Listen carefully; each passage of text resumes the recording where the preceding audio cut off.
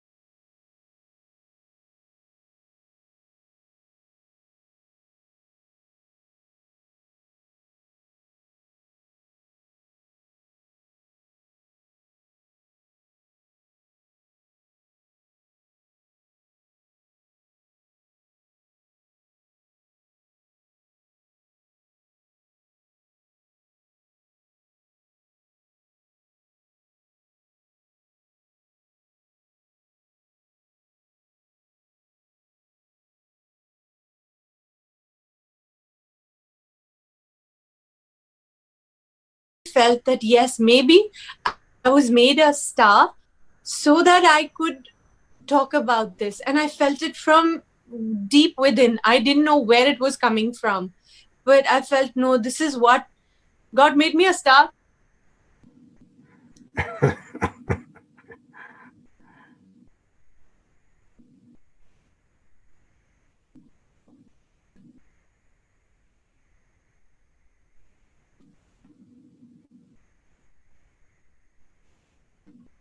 These these moments, because otherwise you wouldn't know them, you wouldn't be able to identify them.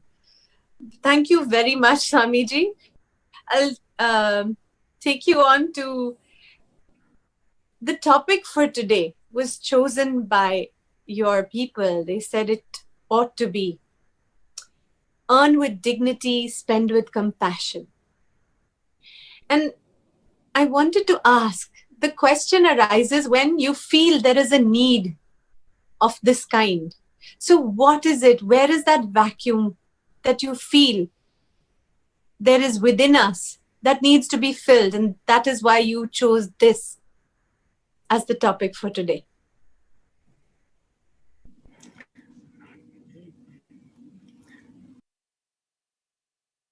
Things can give some degree of satisfaction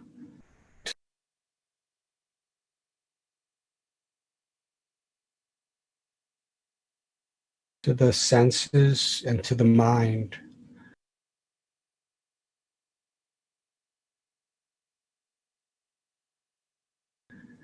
But things cannot give satisfaction. Love is in caring, in giving, according to all the great scriptures in the world.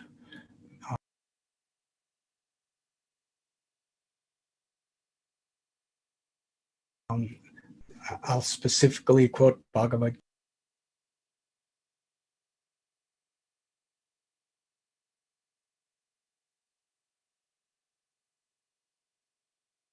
old age, disease, and death. It's inevitable.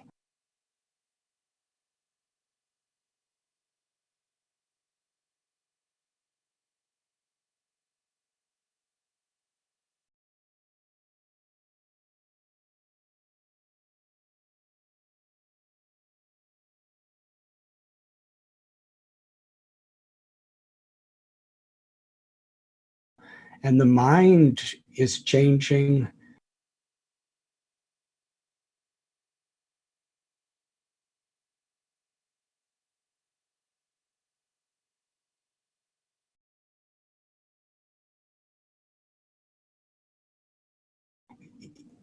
Much more rapidly.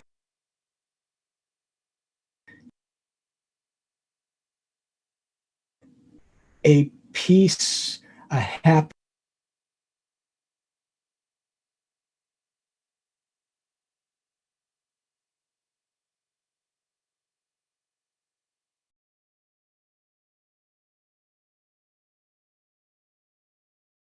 happiness. A love that is not subjected to the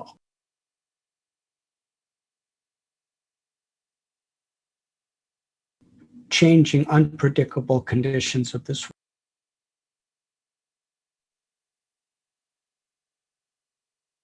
world, and to reconnect with that. Actually, no greater joy to the heart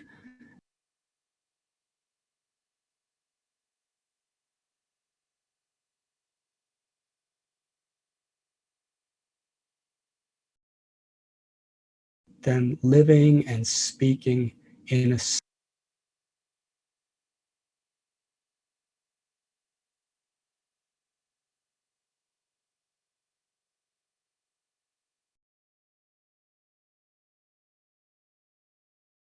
spirit of compassion. It gives us we have a truly fulfilling, enlightened life.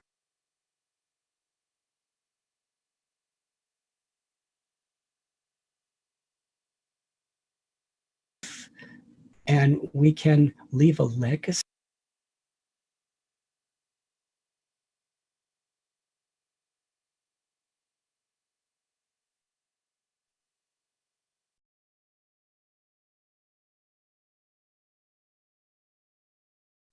Of compassion to influence our.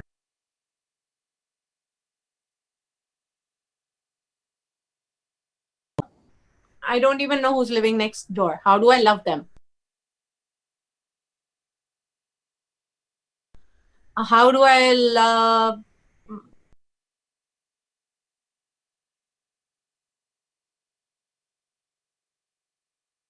anybody? All our children who are,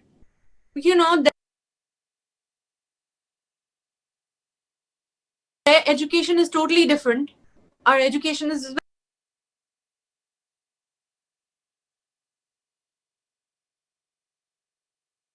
very just about information, doing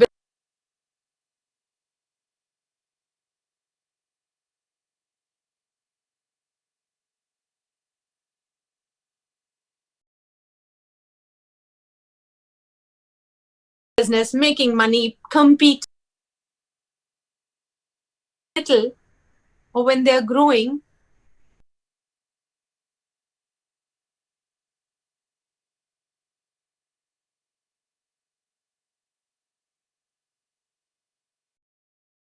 in their place of education.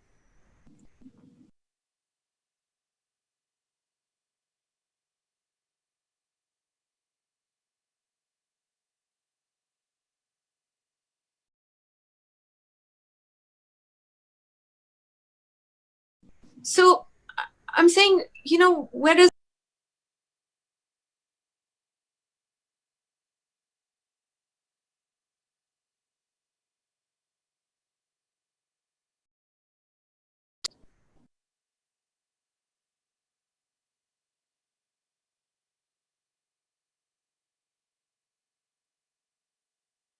Labam manasanjanma tad akyatruvam artha.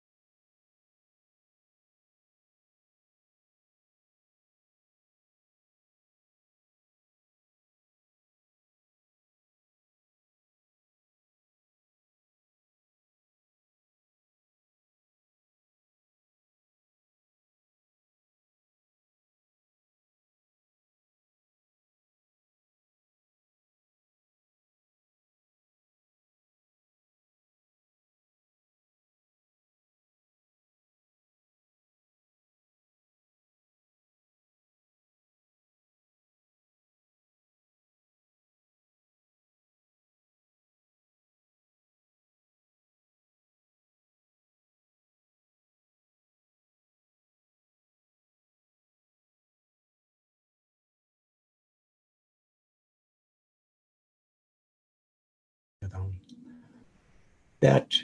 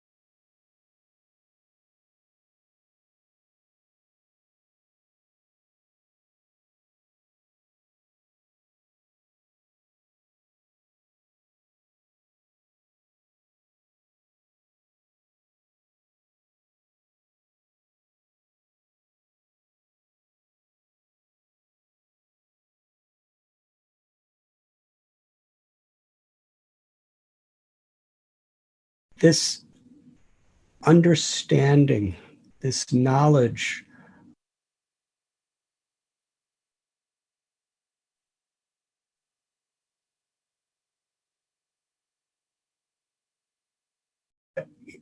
not everybody is the same equipped. It's not just a matter of how hard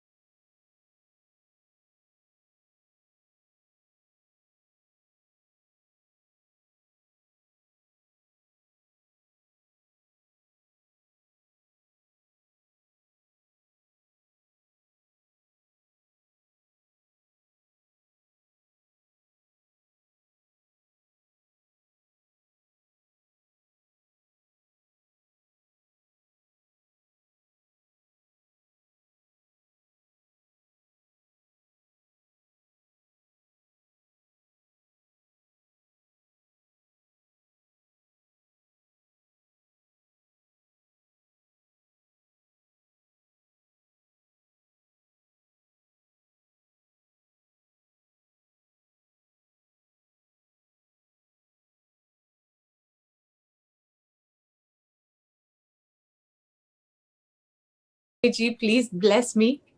We are working on our Gurukul, which has been there for 80 years, and now we are just trying to recharge it.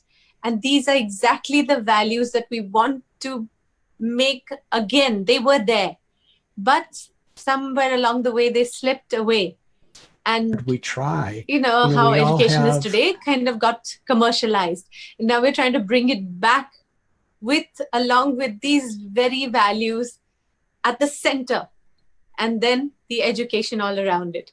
So we hope that someday I'm able to invite you to see that.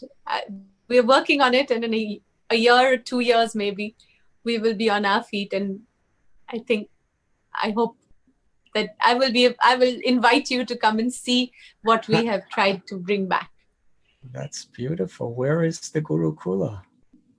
It is in Porbandar, the birthplace of Mahatma Gandhi ji. It's a beautiful campus of 90 acres. It's for girls, Arya Kanya Gurukul. So it's for girl education, and it's been there for 80 years, started by our grandfather. So, one thing I'd like to say is this is such a beautiful window into the possibilities of how we could shape the world.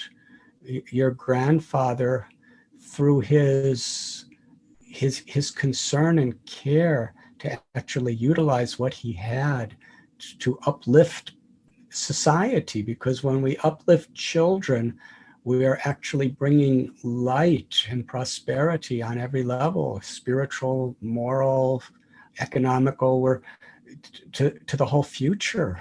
And because he gave that example, now granddaughter, and you may have been distracted for some time, but still that example of your grandfather was something that was always very much in your heart. And now you being such a wonderful person, have taken that inspiration to make it even more than ever before. And this is the importance of legacy. What are we really leaving behind our children? If we just leave money and property, they'll probably fight over it, which is not a happy situation, or it can harm them. But if we leave along with whatever else we may have, if we leave an example of values, a legacy of spiritual purpose, compassionate purpose, then we're really giving our children, our grandchildren, our great-grandchildren, we're giving the world something very great. And that's truly a successful life, to leave behind an example that brings people closer to God, to nature, and to each other. So thank you. Thank you. It's our whole family. It's the Mehta family. And right now it is our generation which has to work on it. So we are at it, and thank you for your blessings, and we hope to succeed in this. We are trying.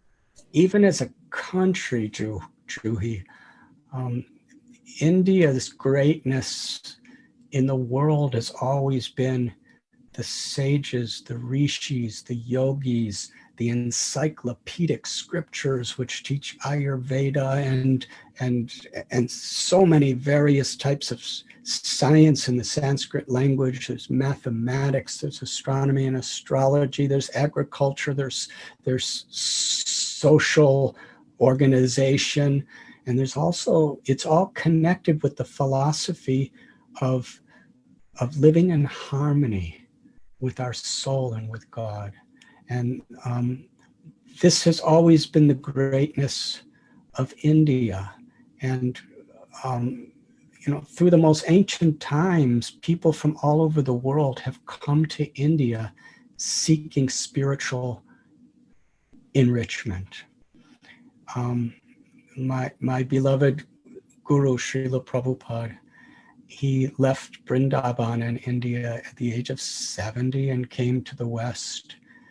And when he came back to India after having so many projects and so many followers and so many publication of Vedic literatures, he would tell the common people of India, common people, the leaders of India, that I'm just one person who went with nothing, but I carried this great culture, this great legacy of devotion, of connection to the soul and God. And look what I have done. It's the greatest responsibility, Bharata Bhumite Koila, for the people of India, along with engineering and science and medicine and business and industry, along with bringing these gifts to the world, the values, the character, the compassion, the wisdom of India should be there. And then the whole world could change in a very, very positive way. When I was researching about 3 years ago, researching when I came to know of plastics and was, looking for videos and documentaries, I came across one where they showed a river, and part of the river was dry. This was in the present day. Part of the river is dry, the brambled bushes filled with plastic bags stuck there, trees on the banks cut, so barren land, polluted river. And there was this old gentleman, old, he must have been in his 90s. And he said in Hindi, I forget his exact words, but what he said was that when I was a little boy, and we used to go with our friends to swim in the Jamuna River, our parents used to say to us, have a bath before you go into the river, which meant don't take your dirty feet and your dirtiness into the river.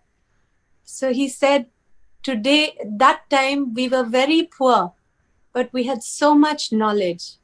And today there is all the wealth, and there is no respect, and there is no knowledge. And which brings me to the question, you started Govardhan Village, Eco Village in Vada. Yes, the Govardhan Village. Please tell us about it.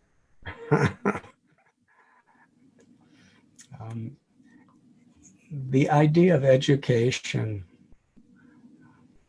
the root of that word, educare, which I believe is Latin, it doesn't mean to accumulate data and put it in your brain. Actual educare, the meaning of education in its original form, is to bring out what is already within us. Yes. And that's so very, very important. And the idea of yoga is to harmonize the body with the mind, with the heart, with the soul, to harmonize our very self with other living beings and with nature. And interestingly, the word religion comes from religio, which means to reconnect with what is within us, to reconnect. So yoga, religion, they're actually coming from the same source, to connect with our true self and live in harmony with the values that are inherent within us. The Bhagavad Gita tells, and Govardhan Eco Village is really based on this one verse of Bhagavad Gita. May I cite it? It's Bhoktaram Yagyatapasam Sarva Loka Maheshwaram Suhritam Sarva Bhutanam Gyatvam Shanti Mrichyati. And essentially what this verse is saying is that the Supreme Being is the proprietor of everything that exists. That means nature is sacred property. Nothing really is ours. Ownership really means control. And essentially, we don't really have control over anything. You know, our wealth, if the economy changes, we could lose our wealth and it could be beyond our control. And ultimately, we grow old and we die and we can't take anything with us. So, you know, essentially everything, nothing is really our property. Everything is sacred, divine property.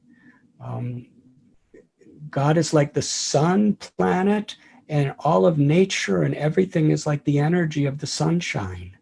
And to respect that. And Suradam Sarvabhutanam. Similarly, every living being is a child of the one supreme source. We're all factually brothers and sisters. And the Bible tells that the first and great commandment is to love God with all your heart, mind, and soul, and to love your neighbor as yourself. But to love your neighbor as yourself means unless we know ourselves, we can't know how to love our neighbor. That's so true. We actually have to learn how to love ourselves, not with arrogance, not with selfishness, but to love oneself, because love is not selfish. Love is not arrogant. The more we know ourselves, the more humble we become, and the more courageous we become, and the more motivated we are to actually do wonderful things in this world, whatever our particular role is. Atapumbir dvijastreshtas varnashrama vibhagasha shvanushtatasya dharmasya samsadyad haritoshanam. That the real success of whatever we do and whatever role in society we may be is how we water the root of the tree, how we please God. And that pleasure comes through this principle, by understanding everything is sacred property entrusted in our care, and all living beings are God's sacred children who are to be respected and protected accordingly. So Govardhan Eco Village is a place where we have many ecological projects, water harvesting, because there's so much suicide and poverty due to drought. But if the science, the technology, which is very natural of harvesting water, can provide enough for our crops and for our family throughout the year. And we have a wonderful machine that our people created, which transforms plastic into usable oil without even the slightest trace of pollution in the atmosphere. And we have organic farming and many different projects like this. We have an animal sanctuary, a bird sanctuary, and we're trying to also create better and better a human sanctuary. And whatever skills we're learning and developing, we're going to the villages and teaching them. But along with teaching them this, we're trying to inculcate the very principle behind it, that to respect nature, to live in harmony with nature, to respect the sanctity of life in all of its forms. And we find, thousands, tens and thousands of farmers in the villages. They're economically, within their domestic relationships of family, as well as spiritually.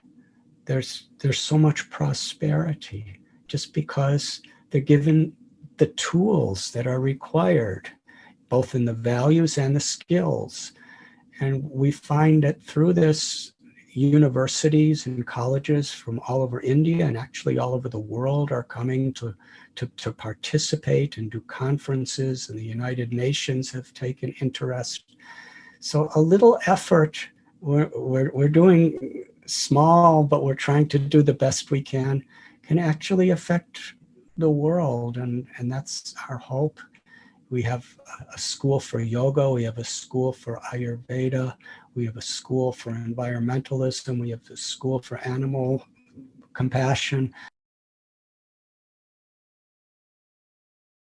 And we have a school for trying to live in harmony with each other. And that's Yes. and we invite everyone, please come and visit us and bless us. Actually, I've had the pleasure of visiting Govardhan Eco Village. It is really beautiful. It was then still developing. And I feel so pleased because our little farm is just a few kilometers away in Vada region. Farm. It's close by. So whenever we need seeds or we need guidance, because I'm also very concerned and telling my people, don't get a single chemical on the farm, use natural methods, use natural ways of pesticide making. And so whenever they need guidance, I'm like, please ask Govardhan village to help you. They will be able to guide us, they will be able to help us. So yes, we're very glad that you're there, that the eco village is right there for us to reach out to, and they're very helpful. And Swami, it's all come around. Until about 50, 60 years ago, India was doing traditional farming like you are doing now. But the Western industrialization all came in.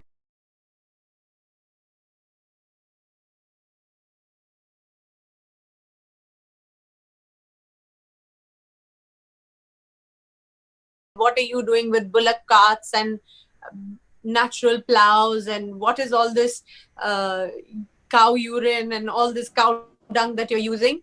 And we went into chemicalization.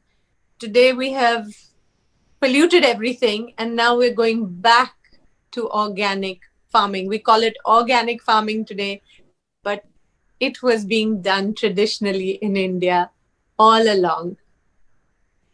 And Swamiji, just today, I received a message from one of the girls who works with me, Nilima. She sent me a message.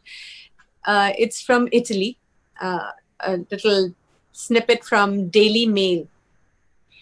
They say they now find traces of plastic in apples, pears, broccoli, lettuce, turnips, parsnips, turnips, things like that. This is what we've come to. Now, the plastics, all this industrialization, our modern living lifestyle, plastics is broken. It is not going away for like 1,000 years. So it's broken. It becomes microplastics, tiny, which you cannot even see. It's part of the soil. It's gone into the water and it's being sucked into the plants.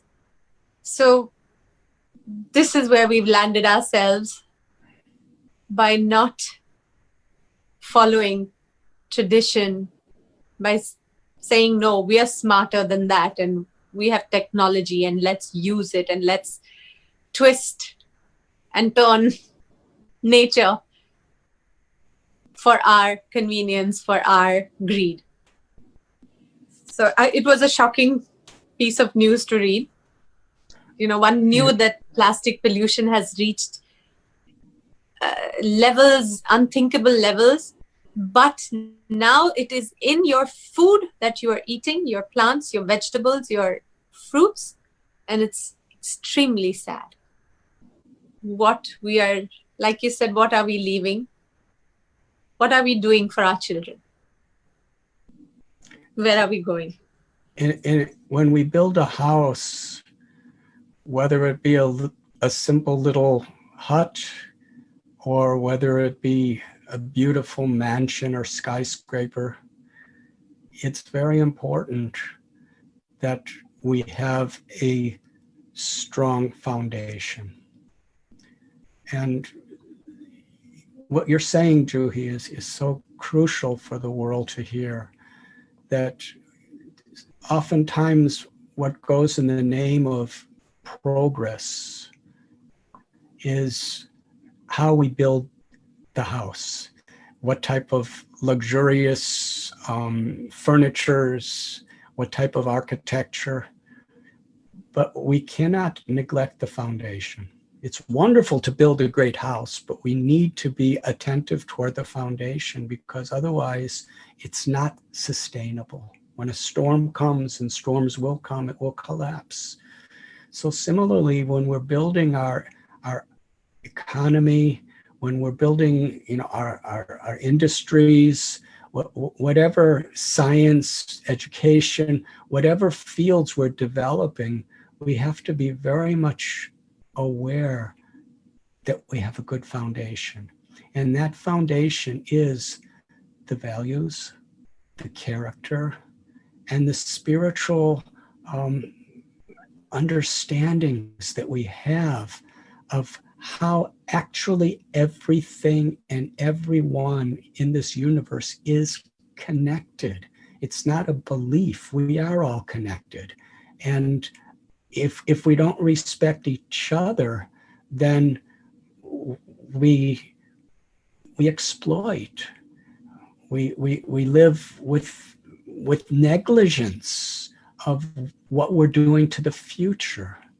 And this is just, so crucial for the world, is to understand this principle. I love to use a simple analogy that this body we have, the human body, it's composed of so many various organs and limbs, and each one has a particular function, a particular color, a particular shape. There's the lungs, and the lungs cannot do what the heart does, and the heart cannot do what the kidneys do, and the kidneys cannot do what the brain does, and the brain cannot do what the little toe does. Yes. And the nature of a healthy body is every part of the body, we're not competing with one another. The brain is not thinking, I am better than the pancreas. Every part of the body is working, serving to nourish every other part of the body. And if you injure your littlest toe, every single limb and organ of your body is sending positive blood to heal the little toe. So, different people have different social statuses. People have different roles of society, different natures, different colors of skin, different nationalities. Some are monks and some are billionaires. Everybody is unique. But what makes us healthy individually is to the extent we have a healthy social body, where we are all there for each other. We live in harmony with each other. And when we pollute the environment, the air or the water or the ground, we're actually causing harm to all living beings. Yes. So humanity is in its true and holistic, realistic way, is inseparable from living in harmony and respect for our environment and for all beings. And that's an education that's so much required. Swamiji, I heard Sadhguruji say this, that this slowdown may have become a bit of a blessing in disguise. Whereas he said, if we continued the way we were, the economy running the way it was, we would have been doomed in 20, 30, 40 years. But this depression, this slowdown has actually, given us time to relook at what we've done. As in, otherwise, because everything was running, the industries were running and people are running, and nobody has time to think about what they're doing to themselves, to their businesses, to the earth. Everybody was just on the move. But the slowdown has actually put a pause button. And look at it, Swamiji. For once, the air outside is the clearest it has been in many, many years. The seas cleared up, the water became blue, the birds are chirping in the trees. But on the other hand, there is fear of death and anxiety amongst all the people. You had said this once, that, you said this at the Google talk, that to clear the ecological pollution, you need to clear first the ecological pollution in your heart, or something of that kind, where you said you need to clear your heart first, and then only will this. But today we are seeing a situation where everything around us, we've been locked up. Everything around us is actually cleared up. But man is filled with fear and anxiety right now.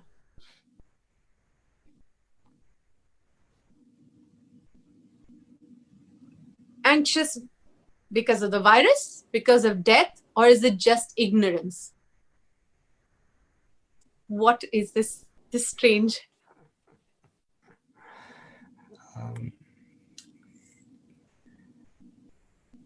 We will all benefit so much, individually, collectively, if we open our minds and our hearts to see opportunities in sunny, pleasant days and in very stormy days.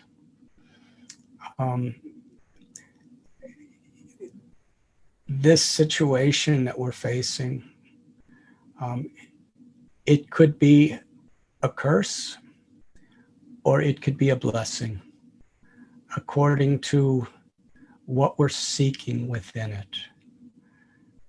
Surely, when we see people suffering, when we see people, dying, living in depression, when we see, people who are suffering economical crunches, health crunches, we should feel sad and compassionate for those people. But at the same time, what is it we could learn to grow in this situation? You explained that right now, by a force beyond ourselves, we've had to push the pause button. Now the question is what we do next. Are we just going to release the pause button and let things go just the way they were? A reckless way of exploitation, pollution, and a lack of respect for human and natural dignity? Or after we press the pause button, are we going to press the reset button, where we actually understand we've taken a step back? We've come, just like if you're in a fast flowing river, you're being washed away so much, it's hard to see anything around you because you're just trying to survive. But if you come on the bank of the river and you see it from that perspective, you could actually see the whole situation of the river. So similarly, sometimes life, we're just so much in the stresses and the passions of just going through the routines we've been in. We don't really look around to see, what is the meaning and purpose of my life, and what's happening to the world, and what is it I really want in life, and what is it I want to give to my children in the world.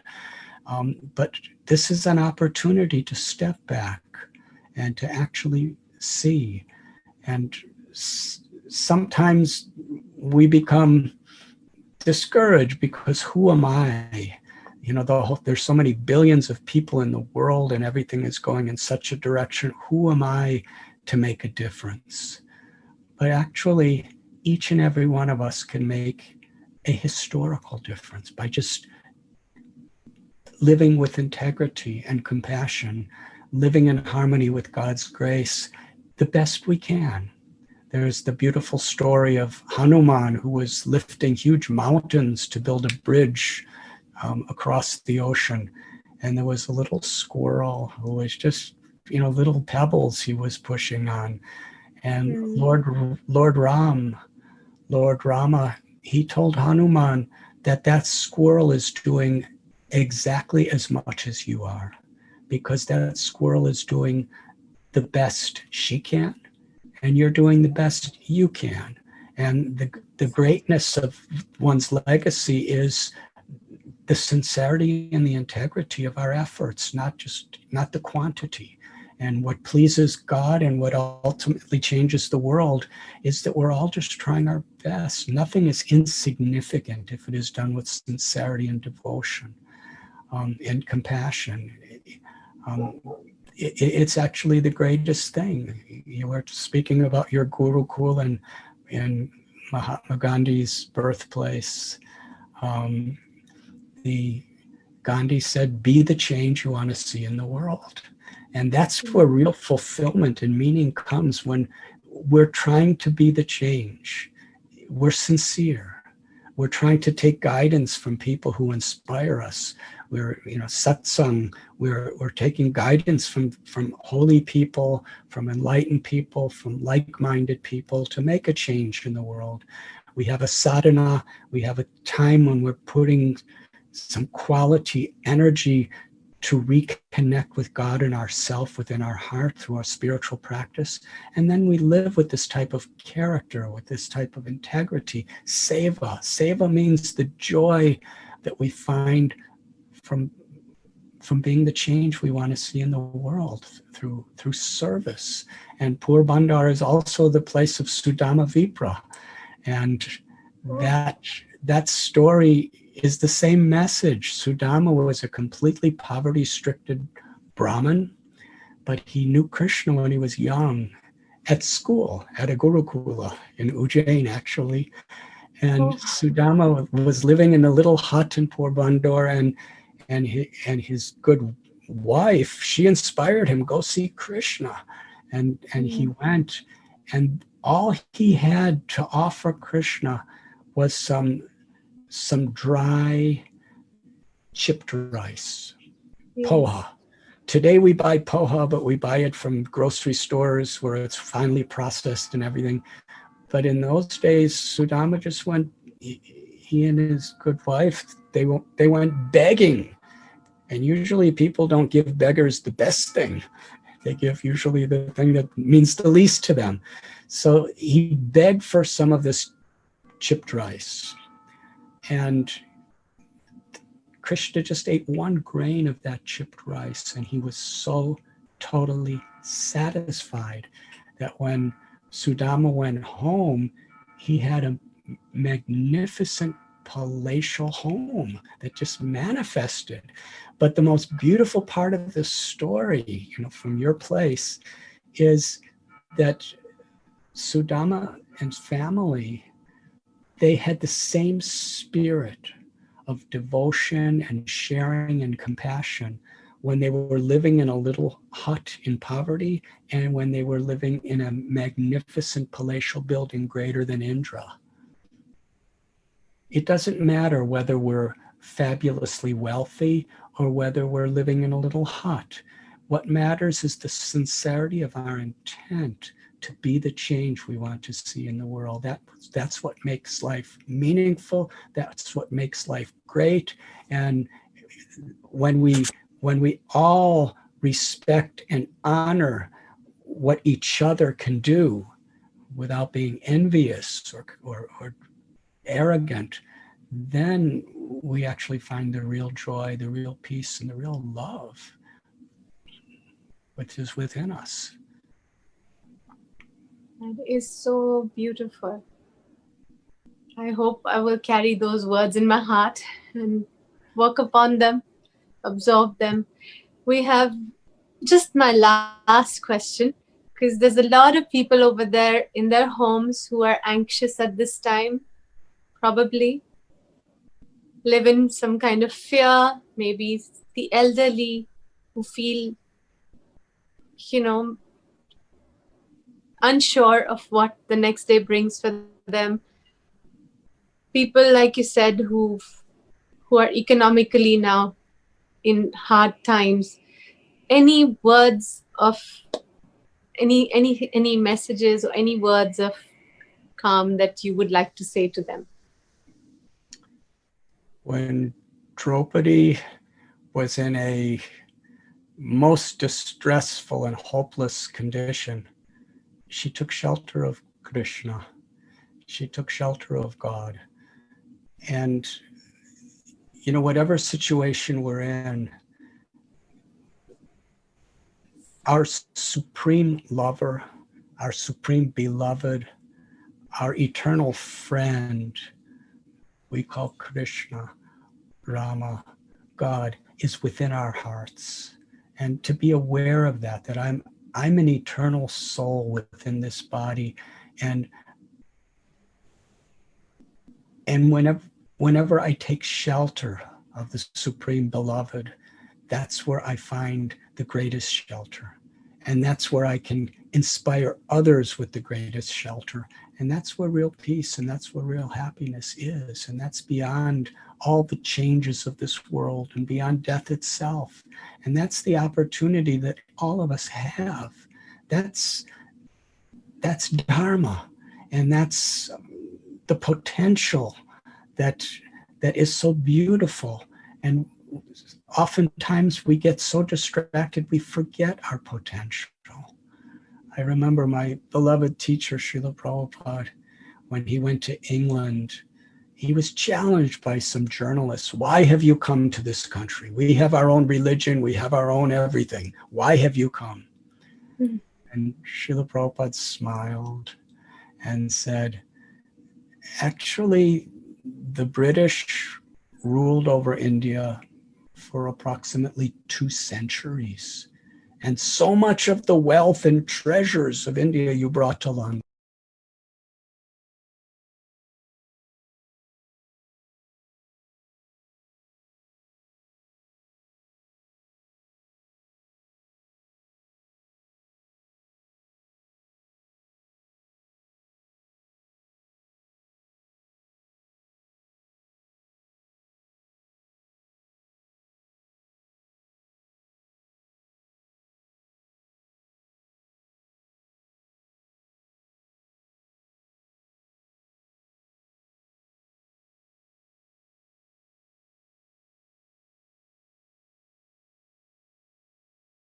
Of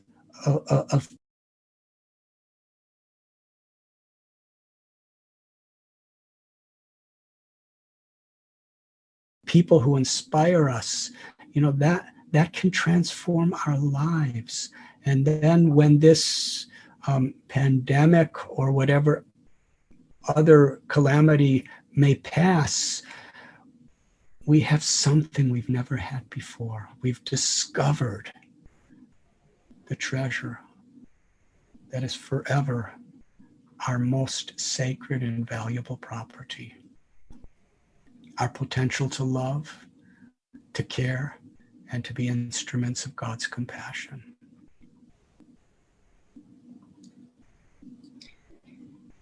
Thank you so much, Swamiji.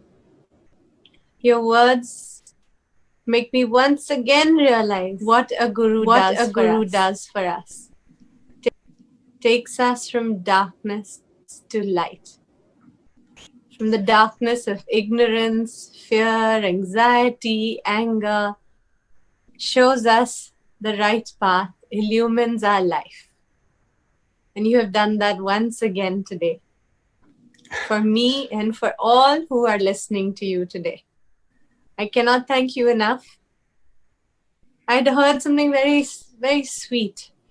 It said, Vasant aati hai, to prakriti khil uthti hai. Vasant aati hai, प्रकृति खिलती है, जब संत आते हैं, संस्कृति खिलती है. So thank you for the culture, the wisdom that you impart and give all of us. 1 hour, 1 hour and a half is not enough. I wish we could talk more, and even a lifetime of listening to gurus is not enough. Just trying to understand what they say and trying to absorb what they have said to you and trying to make it a part of your life. But we are going to try, and so grateful to you for having given us this time. And we hope to have this opportunity again. But thank you so much for talking to us. Thank you, Juhi. I'm just a little messenger who's trying to share the wonderful gifts that my gurus have given to me. And thank you for being such an inspiration and such an example for all of us. And I'm a little Swami who really doesn't have anything except the enthusiasm to serve others. And you are such an accomplished person in your profession, in your career, and so loved and well known by others. And, you know, together, if we just share the same enthusiasm, the passion for compassion, we could all, you know, through our appreciation of one another and just sharing with each other, we could all do something beautiful for the world. Thank you, Swamiji. Anytime you feel I can help you in anything, I will be more than happy to be there. Please just tell me. And otherwise, for all the wisdom that you have given us today, I'm eternally grateful. So, namaste. Namaste. Hare Krishna, and thank you so very, very much.